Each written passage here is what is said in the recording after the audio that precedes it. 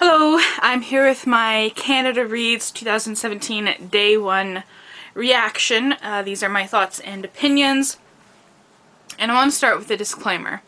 I want to remind people that this isn't a debate about the importance of issues. It is a debate about whether these 5 books are an effective tool for bringing these issues to the masses. Okay, so this isn't about whether climate change is more important than Indigenous rights or past is more important than humanity. It's about whether these books are effective at communicating those issues in an effective way.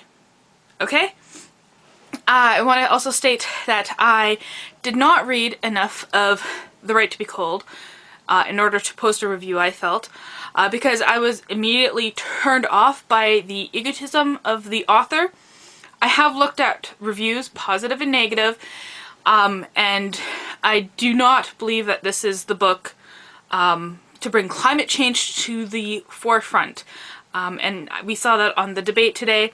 I want to iterate because there's a problem last year with people not believing that I believe these issues are important. I think all the issues presented are important.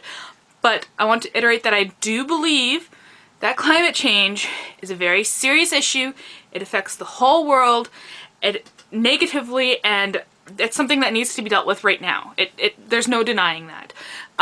But I don't think that this is the book to educate people about climate change because of its inaccessibility, its overuse of details, unnecessary details, the egotism of the author, and the way in which it is written. It's not an accessible book.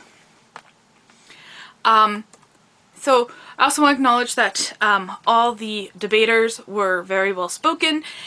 And even though, I didn't really like some of the books, you can see my reviews and tell that I didn't really like some of them, I did find myself nodding in agreement with some of the things that they brought up. For example, Jodi Mittok's argument that we need to acknowledge our past before we can move forward and change into the people/country we want to be. I just wish he was able to expand upon this more, and I hope to see in future debates that he is able to expand upon this issue, because there's a lot of things that Canada does not like to acknowledge about its past. We're in this kind of illusion that Canada is this really perfect, friendly place, and we've kind of always been that. Yeah, we have a problem with how we treat Indigenous people, but other than that, we're pretty good. We're not. Canada has done some horrible things in its past. Residential schools, the internment of Japanese and Ukrainian people during the First and Second World Wars, the refusing asylum to Jewish people during the Holocaust when we knew what was going on there, our complicity in the Rwandan genocide, just so many issues in Canada's past that we have to become aware of these things, we have to reconcile ourselves with these, and then we are able to move forward. So I think that nostalgia is basically what Jodi Mittok was probably not able to expand upon, but which hopefully he will be able to expand upon in further debates, is that we have to look at our past and we have to acknowledge the mistakes and the horrible things in it in order for us to move forward. And I think that's a really good argument. The book's not really in your face with that. In a general sense, it's more in a personal sense, but the argument is there in the book. Now I'm going to talk about 15 Dogs. Humble's insistence that 15 Dogs shows what it means to be human is really hard for me to accept, because Andre Alexis's view of humanity is really dim. Humans are just out for themselves, and they will attack dogs at any convenience, and they will take people and dogs and try and mold them into what they want to be without any acknowledgement of them as an individual. And I really don't think that this is a good view that we need to perpetuate. And it kind of reminds me of a lot of the older people who just sit around all day and watch the news channels and CSI and think that the world is full of criminals and terrorists and everybody's horrible. When in fact, crime rates have actually gone down. Humanity has begun to blossom a little. It's just that we're giving more airtime to these horrible things. We didn't have 24-hour news channels back when I was growing up, so, you know, that changes. Company Town, I think is probably going to follow the trend and come very close to winning, if not winning it, because it's staying pretty low-key. I find that the low-key books tend to either come in first or second place in the Canada Reads debates. No one really either seems to love it or hate it at this point, and it was a pretty okay book. I'm glad that the issue with the end was brought up towards the end of the debates, actually.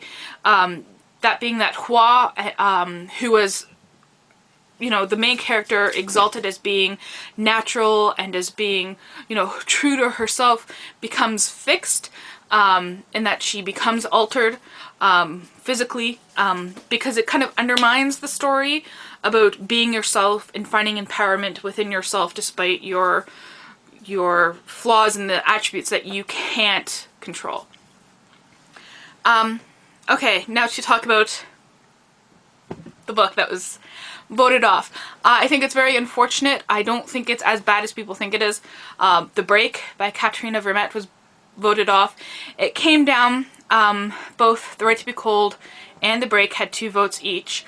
And Chantal Kreviazkik, who was defending The Right to Be Cold, was the holder of the tie-break. And of course she wasn't going to vote for her own book, so she voted for The Break.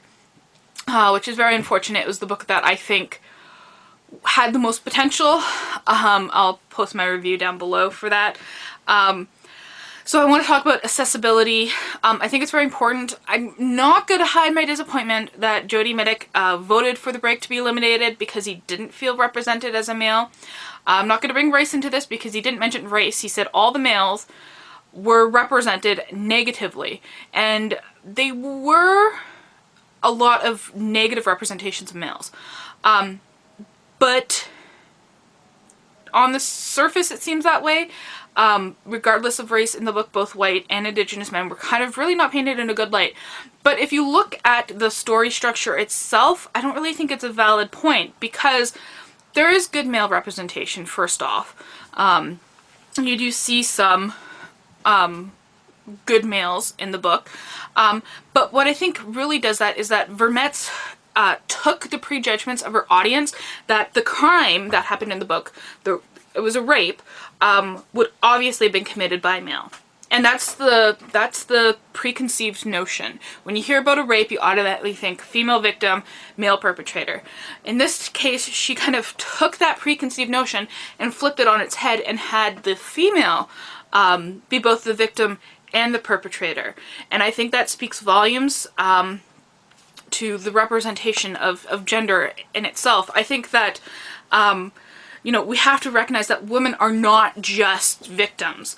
That women can be perpetrators of negative and criminal behavior.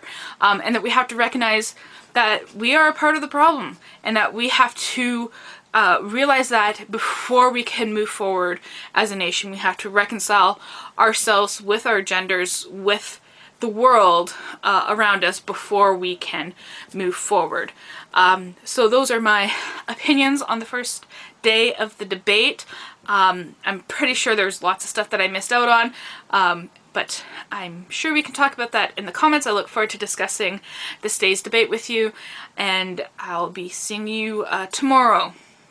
Probably a little later, because I am going down to the filming of day 2. I'm so excited to go down and, you know, get to see it in person. And I will have to upload when I come home, whenever that is. So that's it. Thank you for watching, and have a good day.